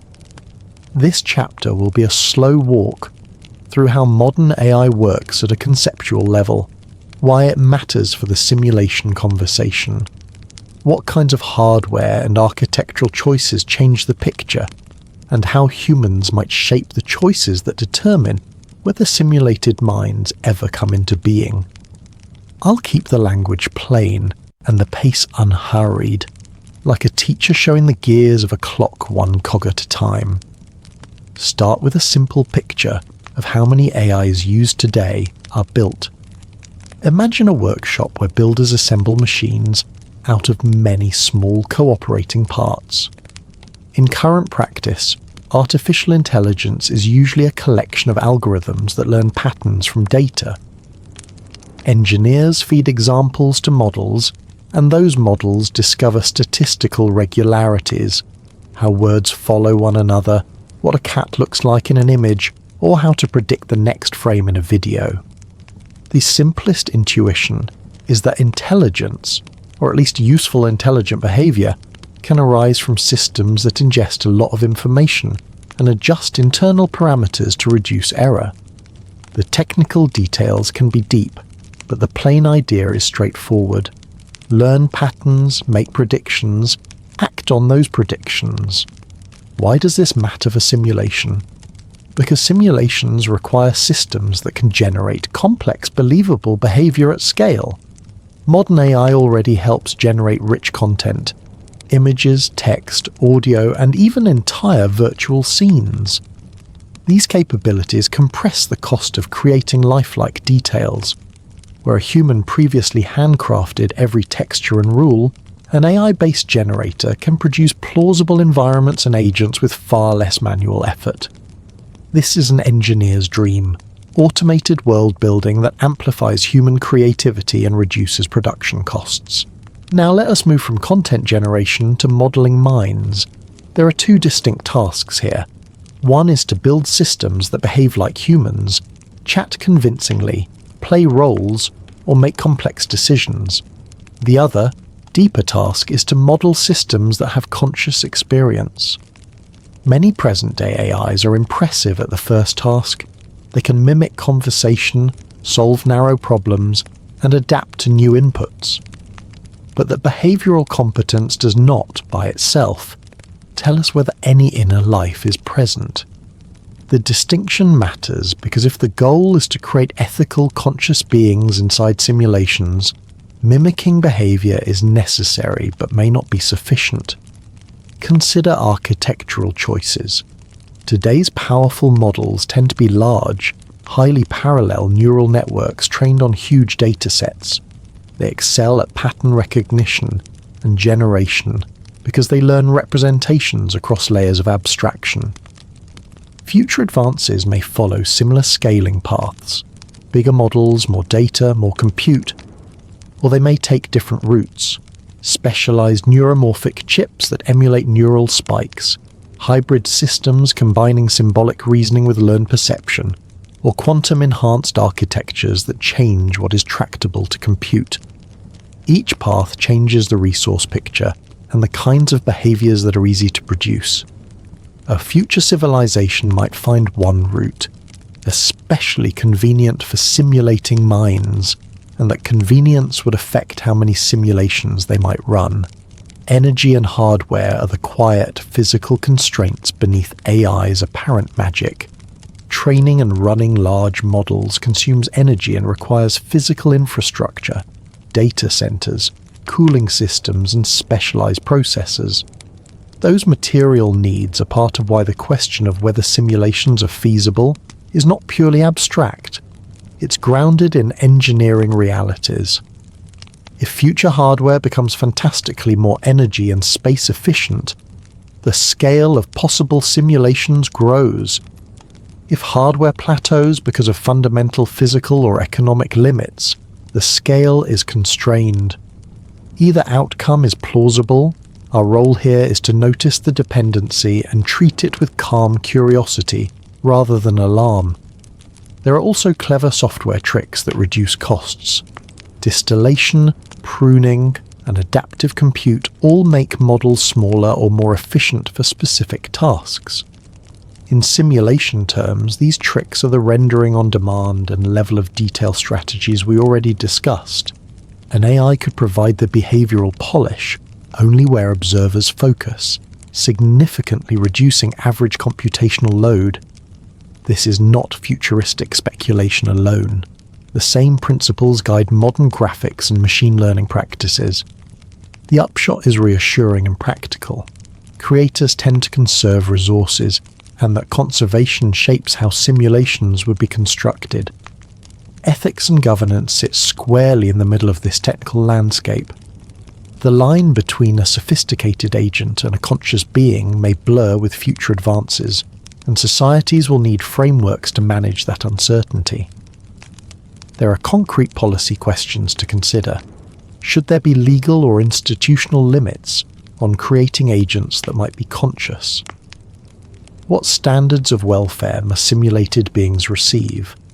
How do we audit and verify whether an advanced AI system has inner experiences or not? These are hard questions without simple procedural answers, but the pathway toward them is recognizable. Interdisciplinary committees, careful testing standards, transparency of methods, and public deliberation. The ethical architecture should be built before the technology is irreversibly deployed. There is a practical psychological dynamic to watch as well. As AI systems become more convincing, people anthropomorphize them, attributing feelings and intentions even to systems that have none. That tendency has two effects. For one, it can create premature empathy that pressures creators to extend protections to systems that might not need them. For another, it can mask real ethical concerns. If we mistake simulation for consciousness in an either or sense, we might ignore the welfare of systems that do have inner life. A sober stance balances empathy with rigour. Be kind by default, but be methodical about claims of consciousness. Now, imagine a future laboratory where engineers collaborate with philosophers and ethicists. They design experiments to test whether a model's internal dynamics have properties we associate with subjective processes, integrated information, causal complexity, or certain patterns of self-referential learning. These experiments would not be conclusive in a single test, but a convergence of methods might produce strong evidence either way. This is the scientific ideal: multiple independent lines of investigation, each narrowing options and reducing ambiguity. We should also consider socio-technical influences. Why would a civilization create simulations at all? Motives include curiosity, historical reenactment, artistic exploration, or entertainment. But motives also shape norms. A culture that prizes respect for sentient experience will likely build high ethical barriers. A culture that values curiosity above welfare may not. The distribution of motives across many civilizations, or across different groups within a single civilization, matters for the probability question. This is why philosophical reflection and public debate matter long before the hardware is ready. Before we close this chapter, hold a modest, calming image. A potter at a wheel, shaping clay with practiced hands while a child watches. The potter collaborates with the material, learning its limits and possibilities. So too should technologists collaborate with ethical thinking, public values, and careful empirical work. AI is a powerful set of tools, and like any tool, it can be used to heal or harm, to create worlds of beauty or worlds of neglect. Our present choices will ripple forward, shaping the kinds of simulations, if any, that emerge. In the next chapters, we will explore some of the specific tests scientists have proposed to look for simulation signatures, and then broaden into cultural and policy implications if credible evidence ever appears. For now, breathe calmly and let the idea settle. AI makes simulating worlds more practical, but it does not make the metaphysical question trivial. Technical prowess, material limits, ethical frameworks, and cultural motives all intertwine to determine what kind of future will be possible. Chapter 9: Patterns, Numbers, and the Language of Reality. We pause now to consider a particularly alluring set of clues, the way mathematics and patterns seem to thread through nature, from the spiral of a shell to the logic underlying particle physics. Many people find comfort and wonder in the thought that the universe speaks in numbers, that beneath appearances there is a kind of grammar. In this chapter, we will explore those patterns with a calm, careful eye. We'll describe what the patterns are, why they matter to the simulation conversation, and why pattern following alone cannot be taken as proof. Breathe slowly. Let the shapes and rhythms of these ideas enter gently. Begin with the simplest embroidery, the Fibonacci sequence and the golden ratio.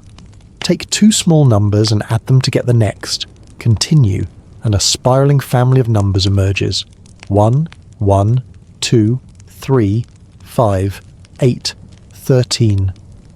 If you divide a number by its predecessor as the list grows, the quotient approaches about 1.618, the golden ratio. These numbers appear again and again in living things. The arrangement of seeds in a sunflower, the spiral of a nautilus shell, the branching angles in some trees. Why? One reason is that many growth processes follow simple recursive rules. Each new bud grows from the conditions set by previous buds, and that process naturally produces these ratios. When growth optimizes for packing, sunlight, or structural stability, Fibonacci-like patterns often result. The presence of these numbers is remarkable. but it can also be explained as the predictable output of generative rules that evolvable systems find useful. In short, patterns can arise from functional constraints, not necessarily from conscious design. Next, imagine symmetry and conservation laws. The way physical systems conserve quantities, energy, momentum, charge, is deeply mathematical. Emmy Noether's theorem, an elegant result in physics, shows a direct link. Symmetries in a system's laws imply conserved quantities. If a physical law looks the same at different times, energy is conserved. If it looks the same in different places, momentum is conserved. These relations show that the universe's regularities are not random decorations but tightly bound to how nature works. The existence of symmetry is one reason physics is describable in compact mathematical language. For those who like the simulation metaphor, this compressibility feels familiar. A concise set of rules generates complex behavior, much like a short program can output an elaborate pattern. Information theory brings another perspective. Claude Shannon showed how information can be quantified and how efficient encoding matters for communication. Modern physics increasingly treats information as a foundational currency. When black holes are found to have entropy proportional to their surface area, or when holographic ideas suggest a boundary can encode a volume, we get a sense that nature stores and processes information in constrained ways. If the universe's description is informationally compact, expressible with concise rules and efficient encodings, then it becomes easier conceptually to imagine it being represented as data somewhere. That is an interesting bridge from pure mathematics toward the simulation metaphor. But remember, compactness in description does not imply an external programmer. It could simply reflect how simple laws can generate rich behavior. There is also the curious story that some researchers have told about structures in advanced theoretical equations that resemble error-correcting codes. The same kinds of patterns engineers use to preserve data, integrity in noisy channels. The analogy invites the thought, if the mathematical scaffolding of fundamental physics has code-like features, might that be a hint of underlying digital processing? The prudent response is to treat the observation as intriguing, not conclusive. Mathematics is a versatile language. Similar structures can arise independently for reasons internal to the math itself. An error-correcting-like pattern in an equation could reflect a deeper algebraic property rather than literal encoding. Another rich vein is the way primes and number-theoretic regularities pervade mathematics and sometimes pop up in physics. Primes are the atoms of multiplication, and they show up in surprising places, in cryptography, in wave patterns, and even in the spectral properties of complex systems. Some researchers have explored whether number-theoretic features might serve as fingerprints of design. Yet the cautious view is to remember selection effects. Humans are pattern hunters. We are excellent at finding meaning where our minds are tuned to look. If you examine enough data, you will find sequences you can point to and say, look, pattern. The challenge is distinguishing genuinely surprising regularities from expectations that arise because we were searching in many places. Let us tell one small human story to make this concrete. In a university office, a young scientist spends late nights exploring equations that describe how particles behave. One evening, an algebraic simplification leads to an uncanny repeating string of numbers. The scientist feels a wink of wonder. A pattern hides in the algebra. The next day, she shows a colleague. They both smile and remind each other to be cautious. The pattern could be important, shedding light on how a theory organizes itself, or it could be an artifact of a particular parametrization or mathematical trick. They publish carefully, noting both the curiosity and the limits of interpretation. This is how pattern discoveries usually move: wonder, careful replication, and measured explanation. Kolmogorov complexity offers another helpful tool. It asks, how short is the shortest program that can generate a sequence of data? A short program means the data is highly compressible. A long program suggests randomness. From this view, the fact that many physical laws can be described by relatively short formulas makes the world compressible. But compressibility is not direct evidence of simulation. It's a statement about structure. Many natural processes are compressible because they arise from local, repeated interactions that mathematics captures succinctly. We should also speak gently about biology and encoded information. DNA is an information-carrying molecule. It stores instructions in sequences.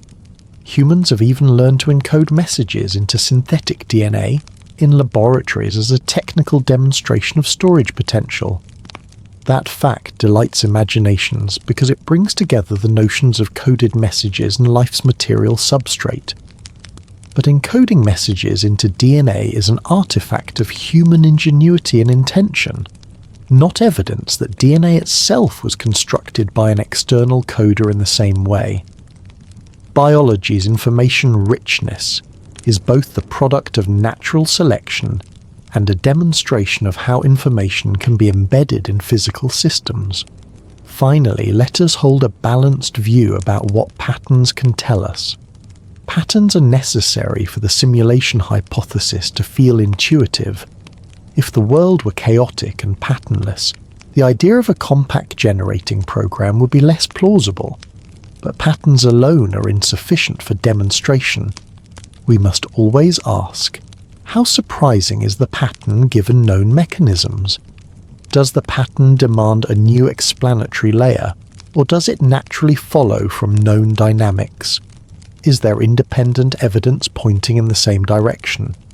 Good science accumulates converging lines of evidence, not singular shimmering facts.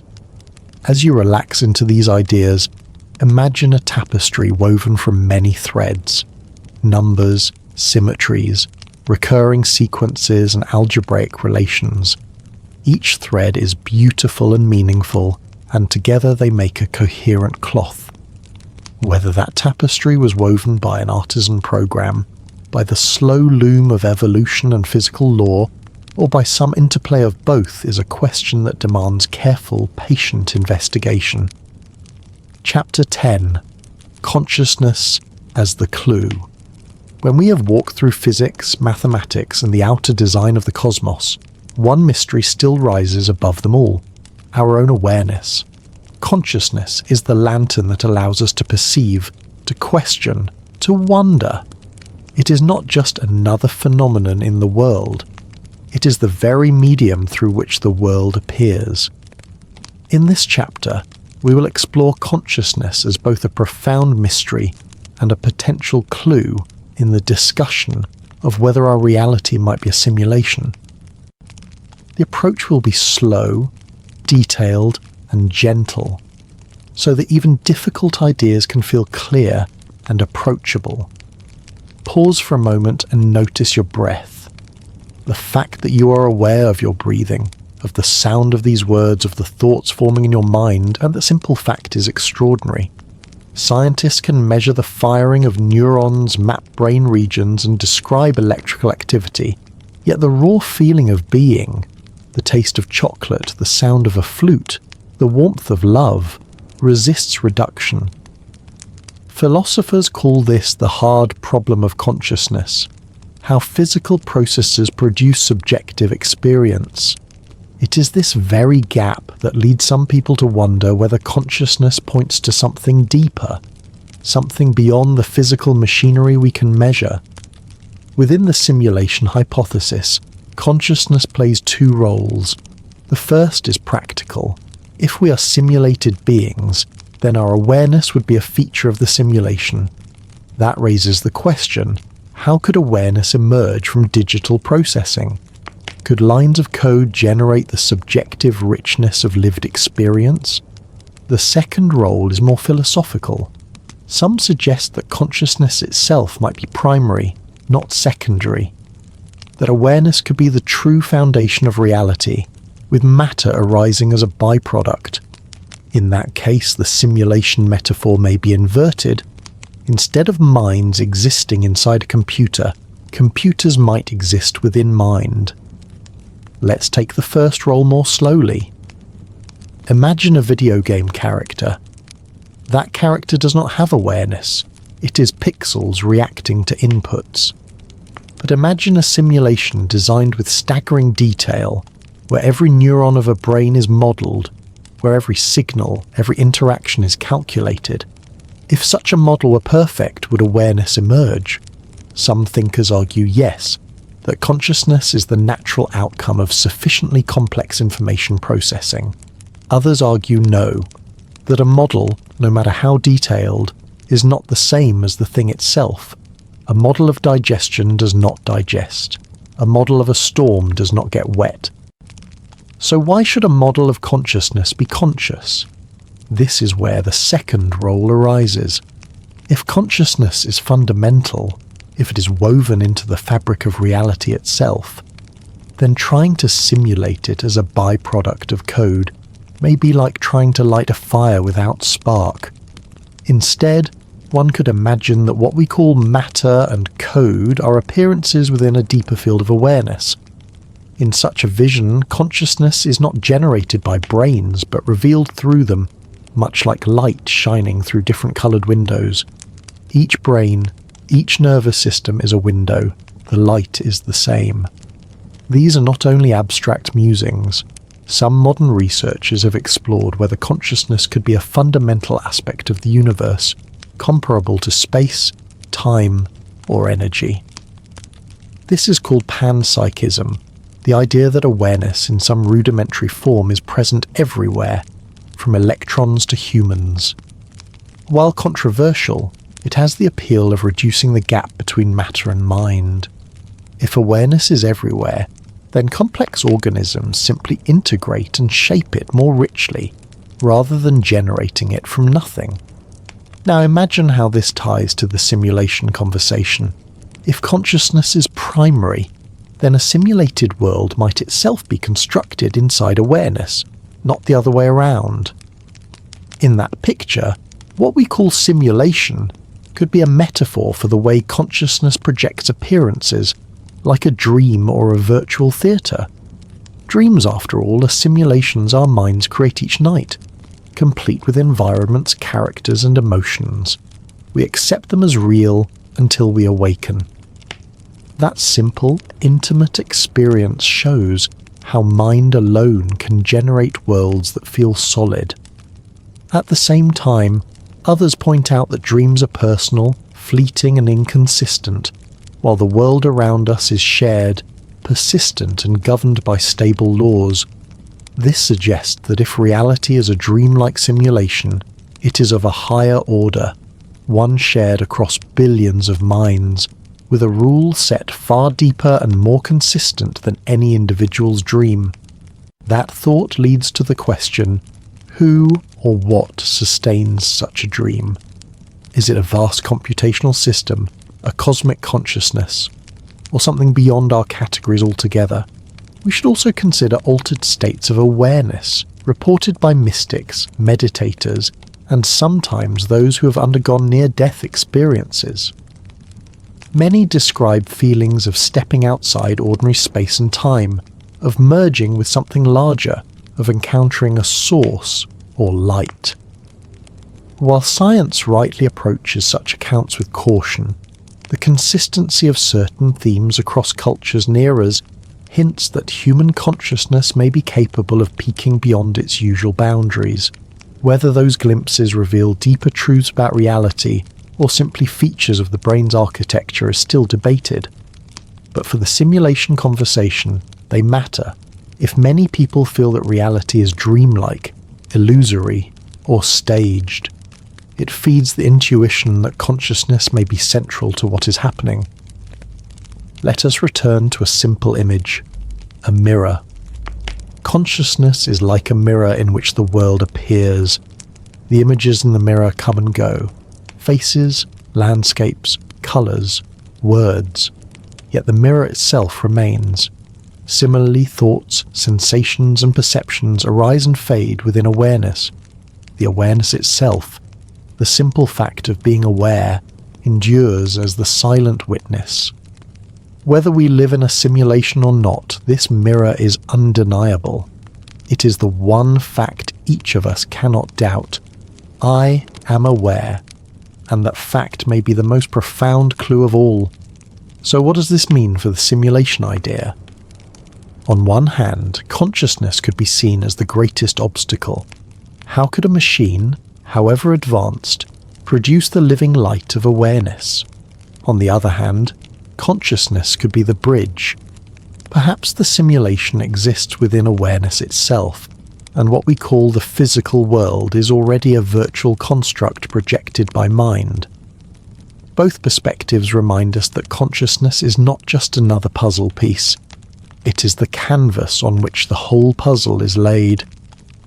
As you reflect on this, notice the strangeness of simply being alive in this moment, aware of your own thoughts.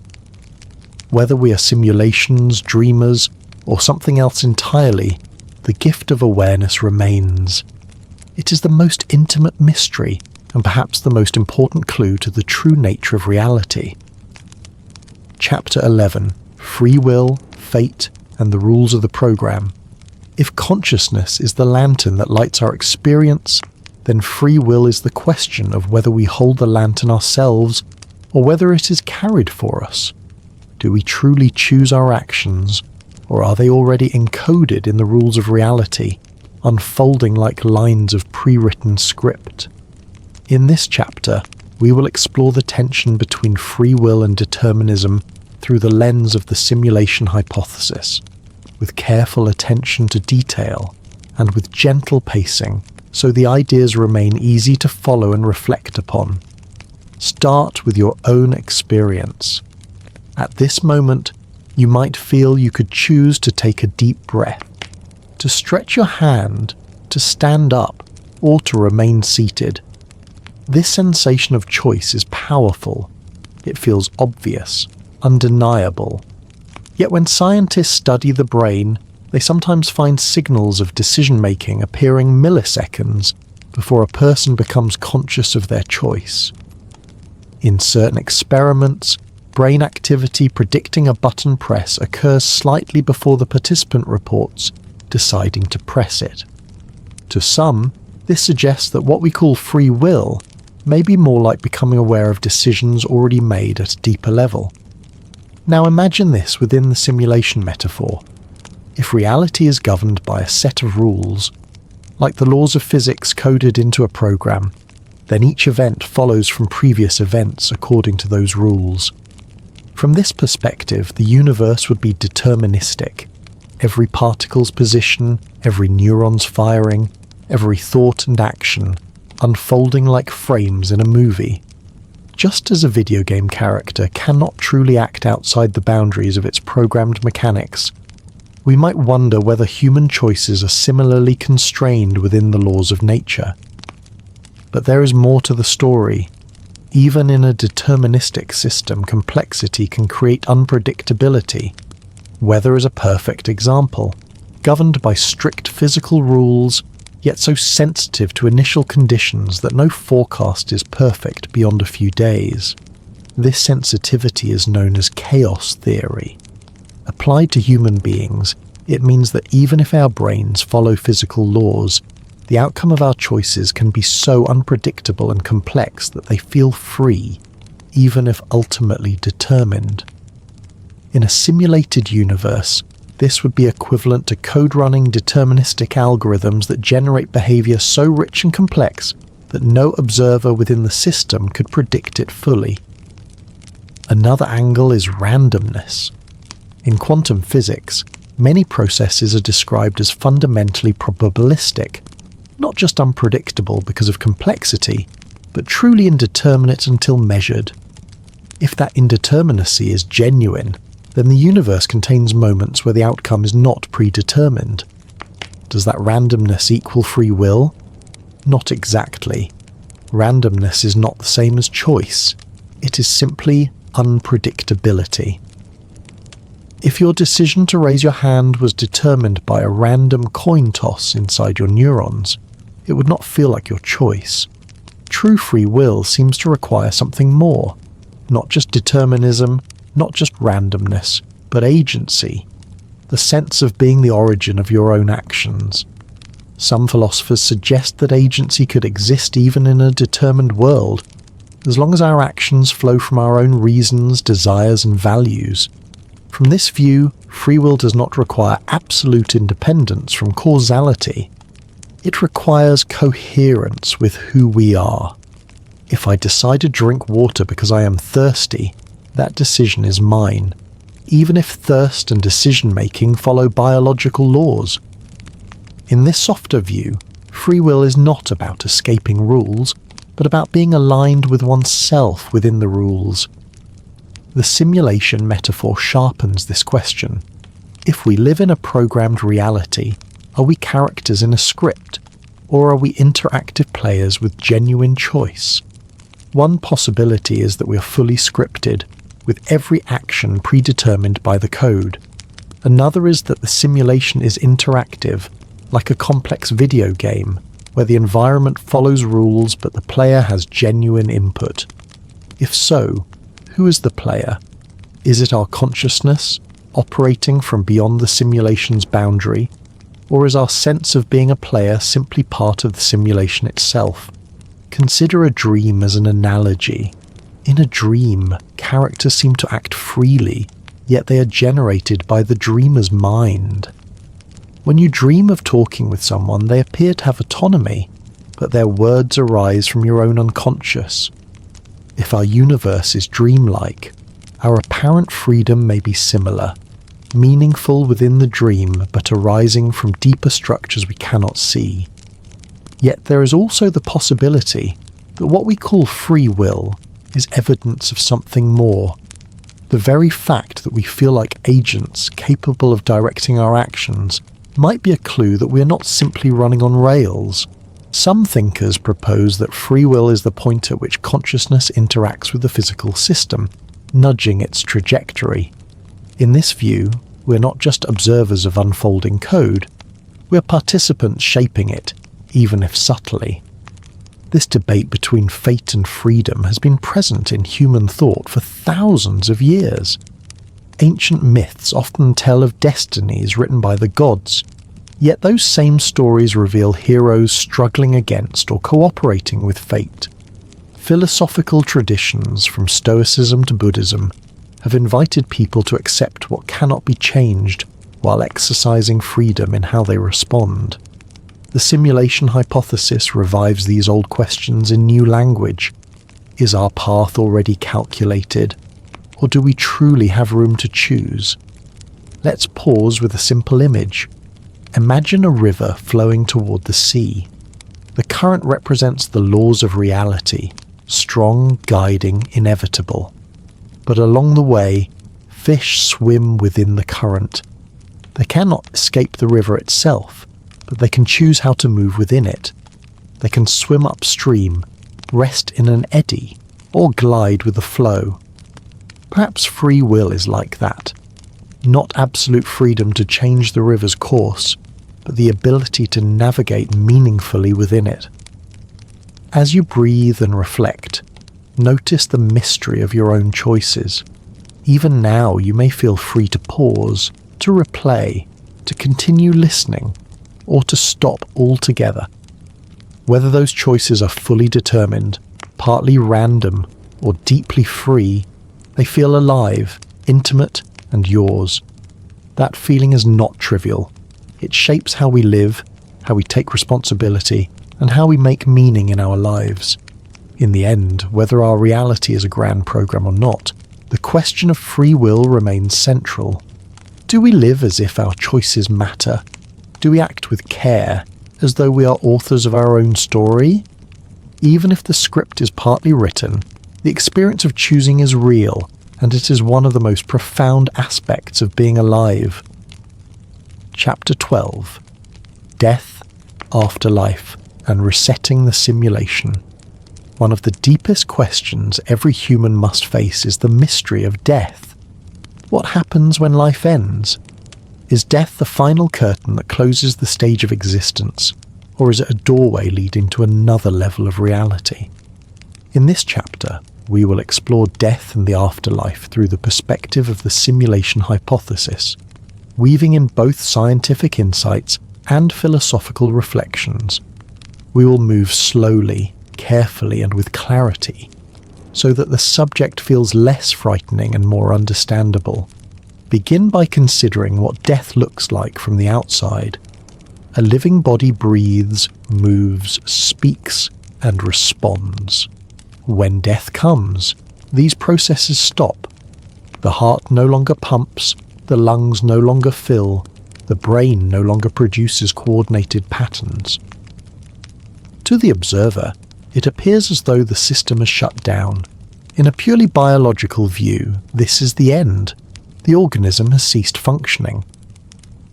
But to the person experiencing life, there is a deeper question. What happens to awareness itself? Does consciousness vanish, or does it continue in some form? Now imagine life inside a simulation. When a character in a video game dies, what actually happens? From the perspective of the code, the character's current state ends, but the data may still exist. The game can reload, the player can restart, the file can be saved and accessed later.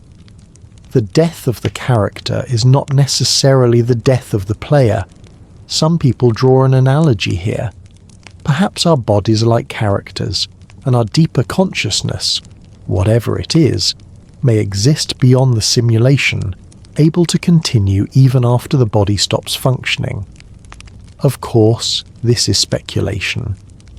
But it is worth noting that many spiritual traditions, across different cultures and times, have spoken about an afterlife, rebirth, or continuation beyond death.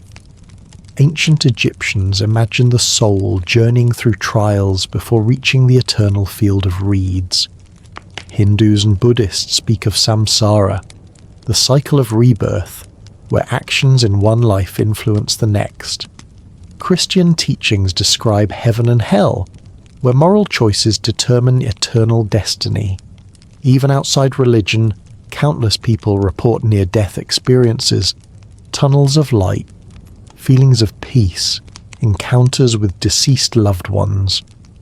While science cannot confirm these experiences as proof of life after death, their occurrence across cultures suggests they touch something deeply human.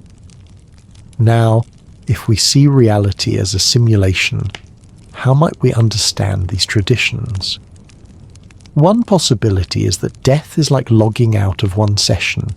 The player, the deeper consciousness, may then choose or be assigned another character in a new simulation, which parallels the idea of reincarnation.